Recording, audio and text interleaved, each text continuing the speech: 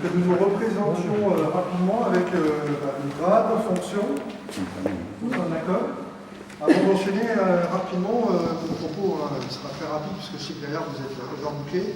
Faire une espèce de petit bilan, 2-3 propositions de notre niveau pour améliorer peut-être les choses dans notre lutte contre la délinquance et la criminalité. Puis de vous donner la parole, que ce soit vous qui éventuellement qui fassiez des commentaires sur ce qui pourrait être amélioré, ou différentes idées. Comme tout le monde, moi je pense que je connais tout le monde, oui, je suis le major Tofoletti. Je commande par intérim la COP de Donne-Marie Lontilly. L'entité de proposer 3 brigades, Donne-Marie, Bray et Gouet. Donc, suite au repositionnement, donc très clairement, donc, je suis l'adjoint par intérim du major Tofoletti. Et par voie de conséquence, je suis commandant de brigade de Donne-Marie Lontilly. Ça se repositionne très rapidement. Alors moi, je suis depuis le 1er août à la brigade de Bray-sur-Seine, donc je viens de Donne-Marie. J'ai pris le commandement de la brigade en remplacement de l'adjudant-chef Macui. Moi, l'adjudant Perrier, je commande la brigade. Voilà, je pense aussi quasiment très bon. Et du coup, sur la COP, je me positionne en 3e position pendant un futur besoin. Alors, moi, je suis dans l'armée, vous connaissez tous. Des ordres ont été passés à nos hommes.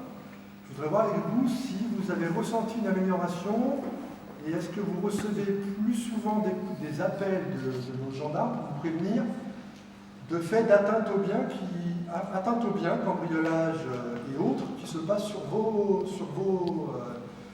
communes, ou si vous avez encore l'impression d'être oublié. Bon, enfin, si vous n'avez pas été informé de la commission d'un cambriolage, là, effectivement, il y a une marge de manœuvre, encore une fois, pour pareil également. J'utilise, Sur le 2, il y a non, je le sens, il y a 15 jours, 3 semaines, c'est ça 3 semaines. Et aucun coup de fil. J'ai appelé moi pour plutôt les informations que les administrés de communiquer sur quelque chose que vous avez interpellé. Oui. J'ai raconté, mais sinon, non, je n'ai pas été. Donc là, clairement, votre commune échec, effectivement. D'autres communes, le référent a vocation justement à être informé des éléments qui sont produits sur cette commune et lui, privilégièrement, devrait vous contacter lui-même. En cas d'absence, parce que ces militaires-là parfois ont des repos, normalement c'est le commandant de brigade du secteur dont vous dépendez qui devrait se suppléer.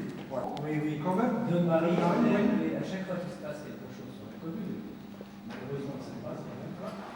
Non seulement on est prévenu, je suis prévenu personnellement, et après on a une information, puisqu'on se contacte assez souvent, que ce soit avec le major ou avec l'adjudant-chef, de la même manière. Donc je pense que les choses. Alors après, je regarde comme mes collègues, c'est vrai qu'il n'est pas toujours informé des suites.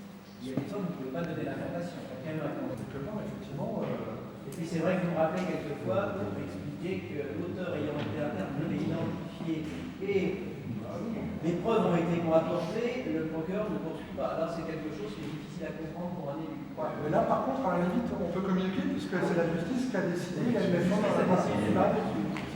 d'atteinte aux biens ou de cambriolage et autres qui se commettent sur votre circonscription. C'est pas dans un but, je vous incite pas à la délation, je vais pas fouetter mon militaire et je vais lui rappeler ses obligations et les directives qu'il a reçues. Je vous assure, j'aimerais instaurer vraiment le dialogue. C'est en communiquant qu'on fera mieux et en identifiant avec précision, maintenant que nous avons des référents, avec précision où est-ce que ça bloque, ça ne peut que s'améliorer en connaissant le rouage qui éventuellement n'est pas assez huilé. Voilà. Sauf qu'on a un gros problème, je pense que c'est ce qui a été résumé, c'est effectivement les transports poids lourds, où suite à l'événement qui s'est passé d'ailleurs en France, 3 tonnes 5, là on voit des 40 tonnes passer régulièrement. Il y a 2 chemins agricoles, c'est des chemins qui sont autorisés au matériel agricole, automatiquement dans la largeur, ce qui fait qu'on a des 40 tonnes qui passent sur des endroits où c'est 3 tonnes 5. Qu'est-ce qu'on peut faire? Donc ça on en a parlé souvent, on ne peut pas être à toutes les heures, etc. Mais c'est l'entrée qui va justement passer par mon collègue de Jutigny, n'est-ce pas? Dans des petits flux, et c'est pas des petits poids lourds. en matière d'atteinte volontaire à l'intégrité physique. Je ne sais pas si nous devons nous en réjouir ou pas, du fait est-ce que c'est les victimes qui viennent moins fréquemment déposer plainte. En tout cas, officiellement, nous sommes plutôt sur le portage à la baisse. Alors ça peut aussi être une bonne nouvelle, dans le sens où peut-être qu'il y a moins de maris violents, de conjoints, etc., de violences faites dans la cellule intrafamiliale. En tout cas, cet agrégat est plutôt à la baisse sur notre secteur. Je vais même me permettre de vous dire que moi, à titre privé, je reçois de plus en plus de mails qui représentent à la perfection les établissements bancaires en m'incitant à me connecter ou à vérifier des informations. Et forcément, nos concitoyens tombent de plus en plus souvent dans le panneau. Donc là, je pense que nous sommes à l'image de la délinquance nationale dans ce domaine-là, de plus en plus nombreux à tomber dans les panneaux de ces infractions parce qu'elles sont de plus en plus bien faites. Donc, le mois de décembre, tous les ans, entre le 15 décembre et le 30 décembre, il y a plein d'utilisations frauduleuses de cartes de la femme qui a été victime. Moi, j'ai été victime il y a 2 ans, donc on fait opposition à la banque. La banque nous demande de porter plainte. Est-ce qu'on doit obligatoirement passer par la gendarmerie pour porter plainte ou est-ce qu'on peut porter plainte directement à la banque? Alors, ça c'est un problème. Si vous voulez rapporter ça auprès de vos concitoyens, en matière d'escroquerie de ce type-là, il y a une nouvelle plateforme qui a été mise en place. Je crois que c'est police et gendarmerie et le ministère du chef intérieur, la plateforme Perceval. Comment tu dis? Perceval. Dès lors que la victime est encore en possession physique de sa carte bancaire, l'application fonctionne. Est-ce que vous avez sans doute développé des outils Internet que vous pourrez relayer sur le site de commune, ça existe, avec ce type d'information, à savoir j'ai subi une fraude à la carte bancaire, je me connecte sur Perceval, j'étais victime d'un cambriolage en tête. Est-ce que vous avez quelque chose de pratique qu'on peut communiquer? Oui, il y a des flyers officiels. Il y a des flyers officiels, il suffit de les récupérer, vous pouvez les diffuser sur vos sites communaux. On va vous faire un florilège, les meilleurs, en matière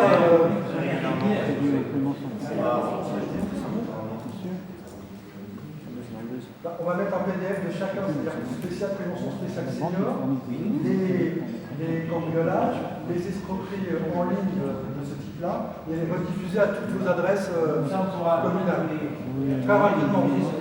Oui, parce que moi, c'est pas je pensais que tous les maires. Les vigilants, en tout cas ceux qui sont comme ça, ce n'est pas leur mission première de relayer les PDF gouvernementaux de la gendarmerie, mais pourquoi pas? Leur mission première, c'est d'être effectivement le référent d'un quartier, un peu on va dire, vous voyez dans le désert, ce sont comment ça s'appelle, des suricates. C'est un peu le suricate amélioré et qui recense un petit peu les témoignages, en tout cas les choses anormales d'un quartier pour tout son quartier. C'est un petit peu la vigie améliorée. Il faut aussi qu'ils soient renseignés, en disant, n'hésitez pas à aller sur Perceval. Ah c'est à lui, effectivement, à l'inverse, quand il y a un phénomène, il y a une reconnaissance de cambriolage sur un secteur, c'est lui qui est informé pour ébruiter la chose. Effectivement, on fait une plainte en ligne, on peut faire des plaintes en ligne, oui. Remplir la plainte, disons en ligne. Oui. Après, vous nous fixez rendez-vous, vous nous demandez à signer. Oui. Moi, je ne sais pas si tu as un rendez-vous a été fixé, il n'a pas été tenu le rendez-vous, on a imposé un deuxième rendez-vous un dimanche, quelqu'un qui travaille à Lille, qui est reparti à Lille, alors qu'il va être cambriolé. Donc, est-ce qu'on ne peut pas aussi améliorer la préplainte en ligne, c'est bloqué dans le monde du temps, c'est pas prévu pour les plaintes bien. Ce n'est pas prévu pour les plaintes bien. C'est tout ce qui est fait, et tout ça là-bas. Donc, logiquement, il ne faut pas passer par ceci. C'est-à-dire qu'il n'a pas de bien, en fait, le cambriolage, il n'est pas de la Non, pas de cambriolage. Non, ce cambriolage, il va nécessiter un transport pour faire une constatation. C'est pas autre sur ça. À part entière. La pré-plainte, c'est pour les petites infractions. Effectivement, c'est pour alléger les citoyens d'une petite. Aujourd'hui, vous revenez de Paris, vous êtes fait voler quelque chose dans votre sac. Vous constatez que vous êtes rentré chez vous, vous habitez à Vimpel, une commune d'un secteur. Ah, mince, vous constatez donc le soir à 19h, 20h, quelque chose, vous voulez déclarer plainte, vous voulez déclarer cette infraction, vous portez plainte pour ce vol qu'il y a eu dans les transports en commun. Donc vous remplissez la pré-plainte en ligne et vous demandez à être reçu rapidement sur une des brigades de la com qui vous intéresse. Et là, donc, effectivement, vous mettez vos horaires qui vous conviendraient le mieux, et là, vous êtes reçu pour ça. Il n'y a rien à faire. Nous, on a juste à recueillir votre plainte que vous êtes fait voler quelque chose sur un secteur autre. Il n'y a pas d'enquête particulière à faire. Un cambriolage, il faut que nous transportions pour constater le cambriolage, enfin, la police technique et scientifique, etc. Enfin bref, une enquête plus complexe à faire.